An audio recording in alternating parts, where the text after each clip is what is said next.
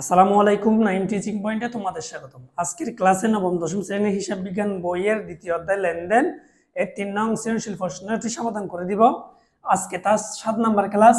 এর আগের ক্লাসগুলোতে আমি এই অধ্যায়ের বেসিক এবং এমসিকিউ সৃজনশীল 1 ও 2 সমাধান করে দিয়েছি। তোমরা চাইলে ওই ক্লাসগুলো দেখে আসতে পারো। অর্থাৎ তোমরা যারা 2025 সালে নবম ও দশম শ্রেণীতে আসো এবং 2026 সালে এসএসসি দিবা, তোমাদের হিসাব বিজ্ঞান বইয়ের এর দ্বিতীয় অধ্যায় লেনদেন এর 3 নং সৃজনশীলটি সমাধান করে দিচ্ছি এবং প্রশ্নটি পড়তেছি।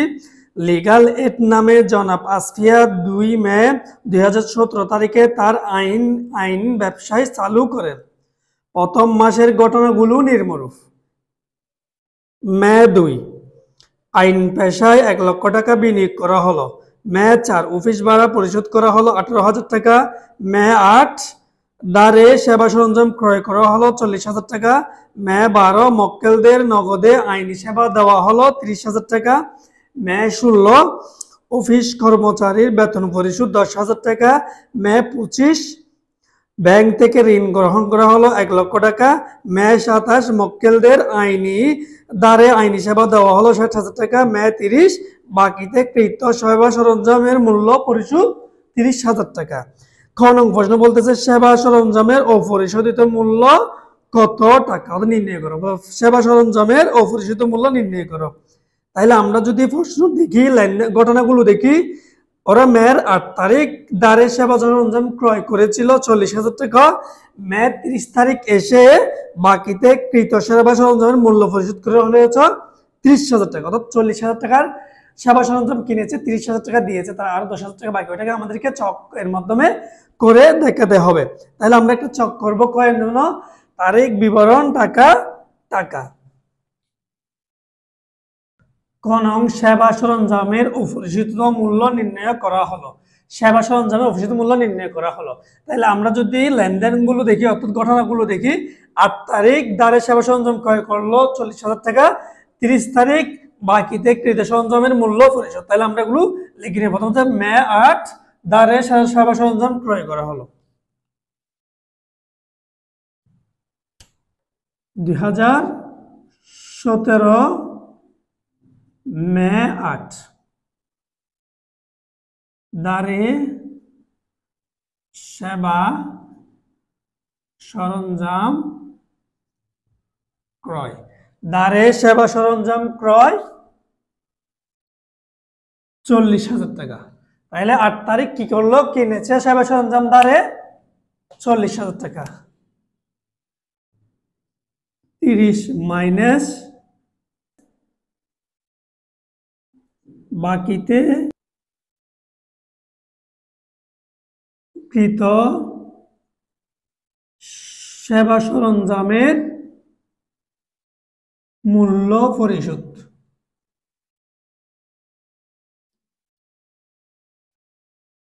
বাকিতে কৃত সেবা সরঞ্জামের মূল্য পরিশোধ 30,000 টাকা। তাইলে এরা কি করলো? 8 তারিখ সেবা সরঞ্জাম কিনেছে, বাকিতে 40,000 টাকা। 30 তারিখ এসে ওটা মূল্য পরিশোধ করেছে 30,000 টাকা। 40,000 টাকা কিনে 30,000 টাকা মূল্য পরিশোধ করেছে, বাকি আছে 10,000 টাকা। তাহলে আমরা লিখতে পারি সুতরাং আমাদের অপরিশোধিত মূল্য। সুতরাং অপরিশোধিত মূল্য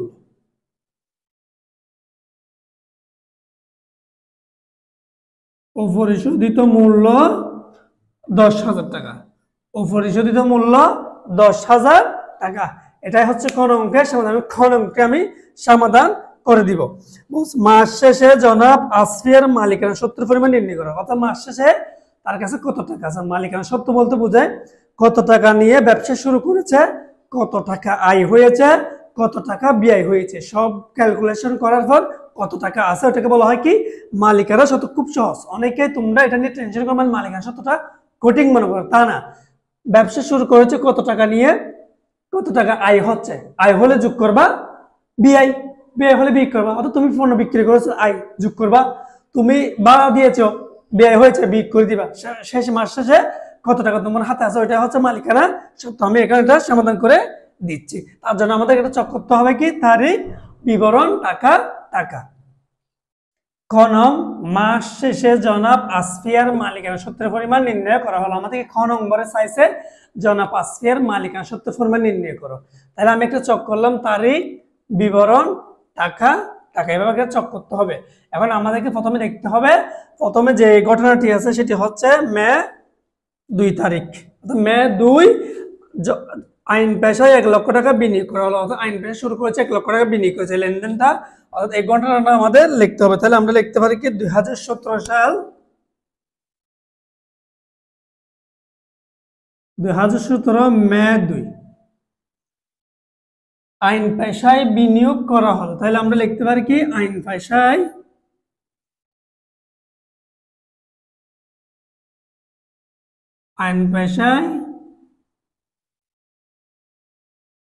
বিনিয়োগ করা হলো। আইন পেশায় বিনিয়োগ করা হলো 1 লক্ষ টাকা। এরপর বলছে মে 4 অফিস ভাড়া পরিশোধ করা হলো। তাহলে অফিস ভাড়া আমাদের জন্য ব্যয়, যেহেতু আমার কাছে 1 লক্ষ টাকা নিয়ে ব্যবসা শুরু করেছে আসফিয়া এবং এখান থেকে 18,000 টাকা ভাড়া পরিশোধ করেছে অফিসের ভাড়া। তাহলে আমরা দিতে পারি কি মে 4 মাইনাস অফিস ভাড়া পরিশোধ, অফিস ভাড়া পরিশোধ। তাহলে অফিস ভাড়া যদি পরিশোধ করি, অফিস ভাড়া পরিশোধ করছে 18,000 টাকা, এটা আমরা মাইনাস করব। তাহলে 1 লক্ষ টাকা যদি 18,000 চলে যায় হচ্ছে 82,000 টাকা, 82,000 টাকা। আচ্ছা, মে 4 তারিখ গেলে এখন হচ্ছে কি মে 8 দ্বারে সেবা সরঞ্জাম ক্রয় করা হলো। যেহেতু সেবা সরঞ্জাম ক্রয় করা হলো স্থায়ী সম্পদ, তাই এখানে মালিকানা সূত্রের মধ্যে আসবে না।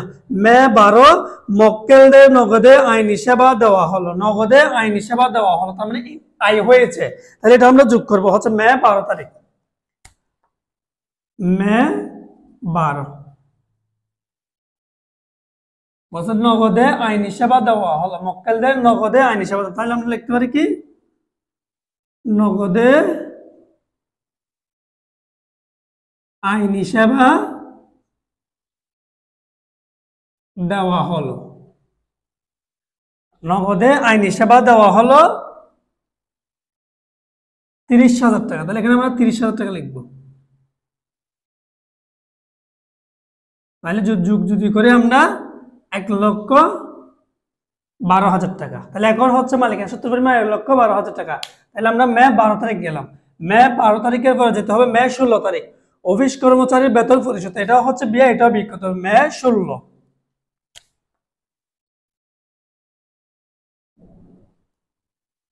মাইনাস অফিস কর্মচারীর বেতন পরিশোধ, অফিস কর্মচারীর বেতন পরিশোধ। অফিস কর্মচারীকে বেতন দিয়েছি 10,000 টাকা। তাহলে এটা হবে বিয়োগ করতে হবে, যেহেতু এটা ব্যয়। আমরা যদি বিয়োগ করি তাহলে হয় কি 1,02,000, 1,02,000 টাকা। তাহলে 16 তারিখটাও গেল। 16 তারিখের পর যদি আমরা দেখি, বলছে কি মে 25 ব্যাংক থেকে ঋণ নেওয়া হয়, তাহলে এটা আসবে না, এটা হচ্ছে দায়, তাই এটা মালিকানা সূত্র বিবরণের মধ্যে আসবে না। মে 27 মক্কেলদের দ্বারে আইনি সেবা দেওয়া হলো, তাহলে 27 তারিখ এটা আসবে। আজকে টাকা দেয় না, কালকে দিবে, কিন্তু আয় হয়েছে। মে 27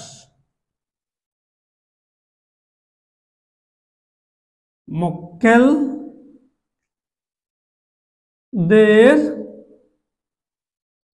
দ্বারে আইনি সেবা প্রদান,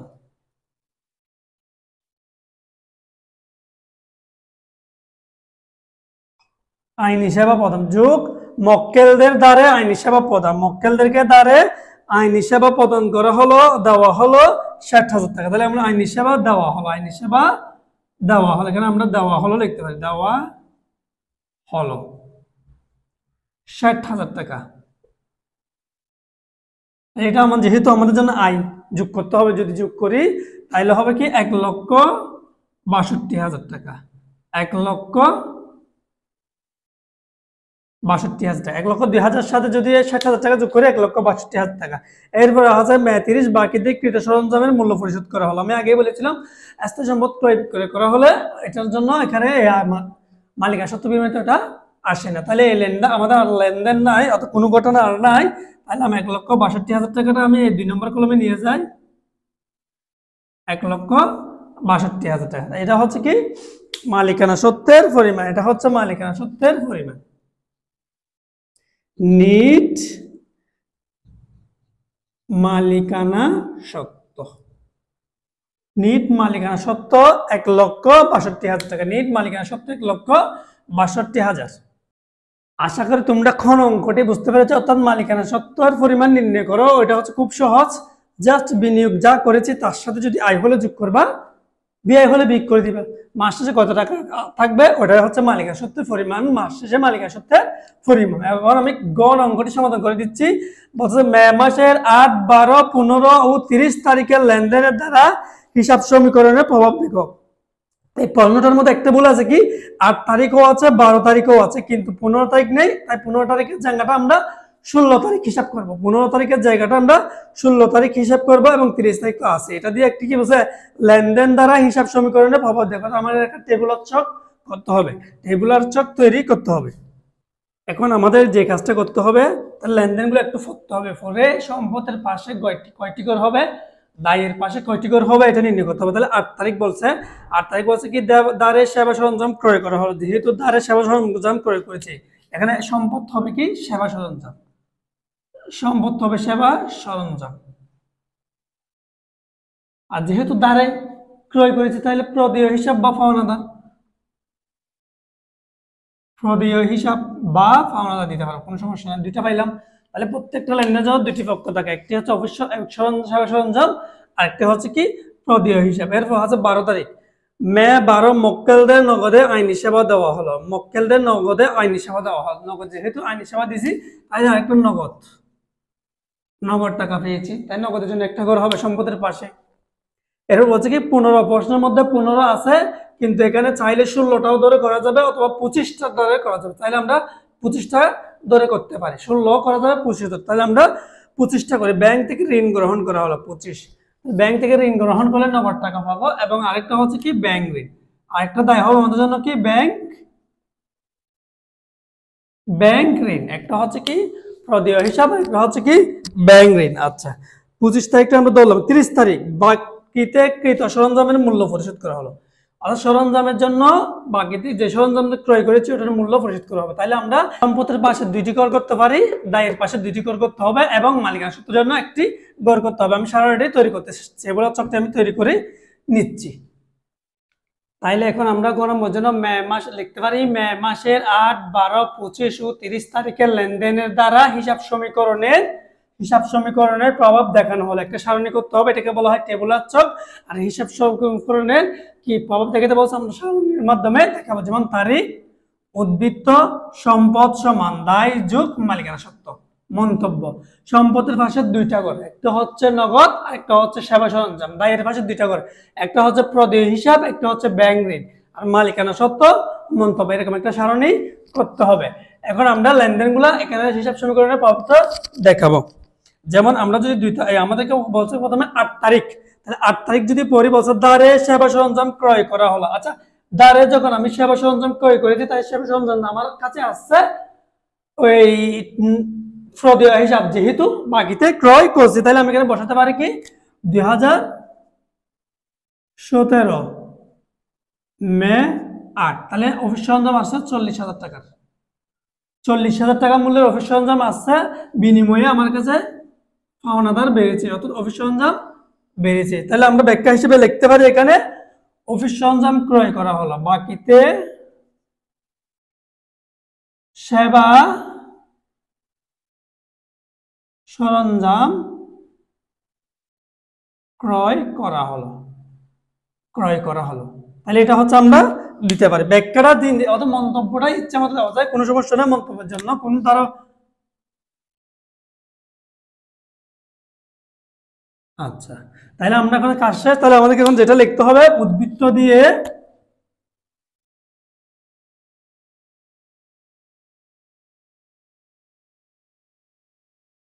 40,000,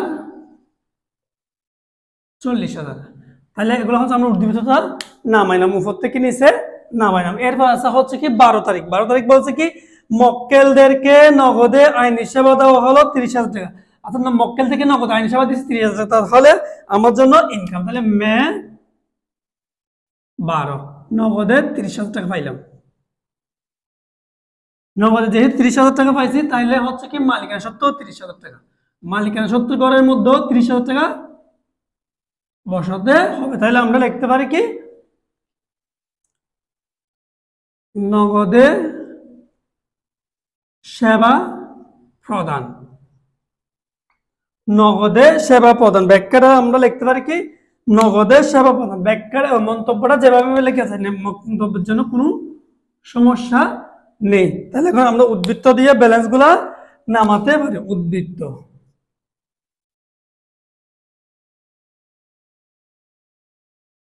30,000, 40,000, 40,000 টাকা নামাইলাম, এদিকে নামাতে হবে 30,000 টাকা। জাস্ট উদ্বৃত্ত দিয়ে টাকাগুলো একটু নামাই ফেলবে। আচ্ছা, এরপরে বলছে কত তারিখ? 25 তারিখ। বইয়ের মধ্যে 15 তারিখ আছে, কিন্তু আমরা যদি উদ্দীপক দেখি তাহলে 15 তারিখ কোনো লেনদেন নাই, যার কারণে আমরা 15 তারিখ থেকে 25 তারিখ ধরে করতেছি, অথবা 16 তারিখ ধরে করা যাবে। আমি 25 তারিখ ধরে করতেছি।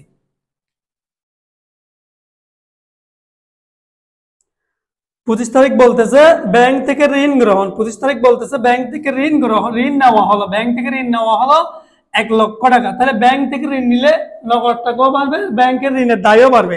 তাহলে আমরা লিখতে পারি কি 25, তাহলে নগদে পাইছি 1 লক্ষ টাকা। এই 1 লক্ষ টাকা ব্যাংক থেকে নিছি। 1 লক্ষ টাকা আমি নিছি কত থেকে? ব্যাংক থেকে, অর্থাৎ তাসফিয়া নিছে ব্যাংক থেকে। তাহলে এটা বসে দুটোটা বসে দিয়েছিলাম। আমরা যদি ব্যাখ্যাটা লিখতে চাই, তো মন্তব্য লিখতে চাইলে ব্যাংক ঋণ গ্রহণ, ব্যাংক ঋণ গ্রহণ, ব্যাংক ঋণ গ্রহণ। তাহলে আমরা এটাকে একটু একটা দাগ দিয়ে দিই, উদ্বৃত্ত দিয়ে টাকাগুলো নামাই ফেলি। তাহলে এখন লিখতে পারি কি উদ্বৃত্ত দিয়ে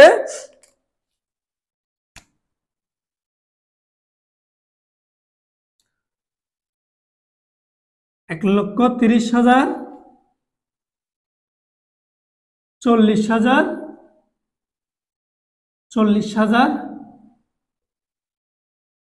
1,30,000। তাহলে এটা হচ্ছে আমরা উদ্বৃত্তগুলো নামাইলাম। এরপর সর্বশেষ আছে 30 তারিখ। দেখি 30 তারিখ আমাদেরকে কি বলছে? 30 তারিখ বলছে বাকিতে কৃত সেবা সরঞ্জামের মূল্য পরিশোধ 30,000 টাকা। অর্থাৎ 8 তারিখ যে সেবা সরঞ্জামটি ক্রয় করেছি তার মূল্য পরিশোধ করেছি 30 তারিখ। তাহলে এখানে লিখতে পারি আমরা মে 30,000 টাকা নগদ চলে গেল। অর্থাৎ বাকিতে যার থেকে কিনেছি ও 40,000 টাকা, এখান থেকে 30,000 টাকা আমরা মাইনাস করে দিব।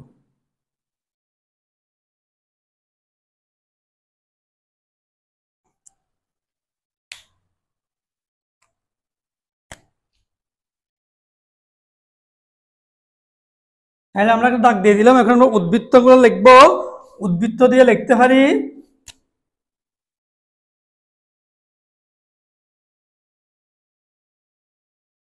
1 লক্ষ টাকা, যেহেতু 1,30,000 থেকে যদি 30,000 টাকা বিয়োগ করি তাহলে 1 লক্ষ টাকা, 40,000 টাকা, 10,000 টাকা। আগে 40,000 টাকা পেতো, 10,000 টাকা দিয়ে দিছি, তাইলে হবে 10,000, 40,000 টাকা পেতো, 30,000 টাকা দিয়ে দিছি, বাকি ভাবে বাকি আছে 10,000 টাকা। 1 লক্ষ টাকা, 30,000 টাকা। এখানে যে একটা মন্তব্য লিখতে হবে, মন্তব্যটা চাইলে আমরা লিখতে পারি কি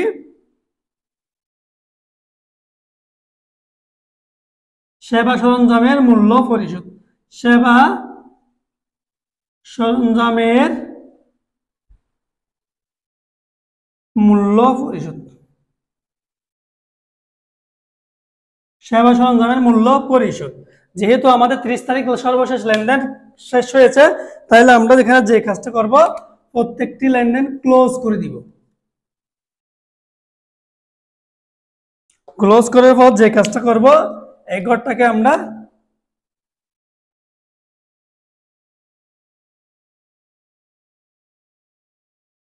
বাকিগুলো আমাদেরকে মুছে দিতে হবে। অর্থাৎ অবশ্যই তোমরা পরীক্ষায় গড়টা খুব সুন্দর করে করবা, কারণ যদি গড়টা সুন্দর করে করে তাহলে ফুল নাম্বার দিবে।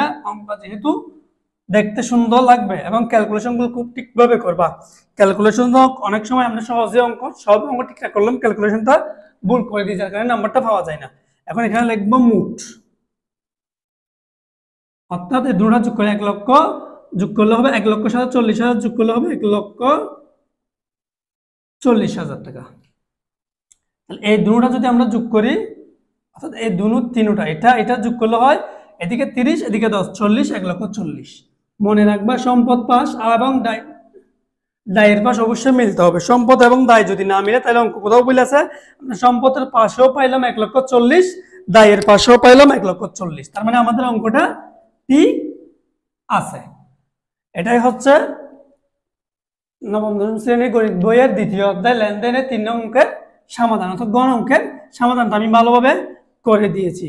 অবশ্যই তোমাদের যদি কোনো প্রশ্ন থাকে, কোনো একটা লেনদেন না বুঝো, অবশ্যই আমাকে কমেন্ট করে জানাবা কোন লেনদেনটি বুঝো নাই। আর তোমরা অবশ্যই নতুন হলে আমার চ্যানেলটি সাবস্ক্রাইব করে পাশে থাকা বেল বাটনটি ক্লিক করবে, তোমাদের বন্ধু বান্ধব আমার ক্লাসগুলো শেয়ার করবে। এখানে যে কাজটা করতে হবে, অবশ্যই মাঝখানে করে সমান চিহ্ন দিবা এবং এ করে প্লাস চিহ্ন দিবা, অর্থাৎ কি দায় যোগ মালিকানা সত্য, সম্পদ সমান দায় যোগ মালিকানা সত্য।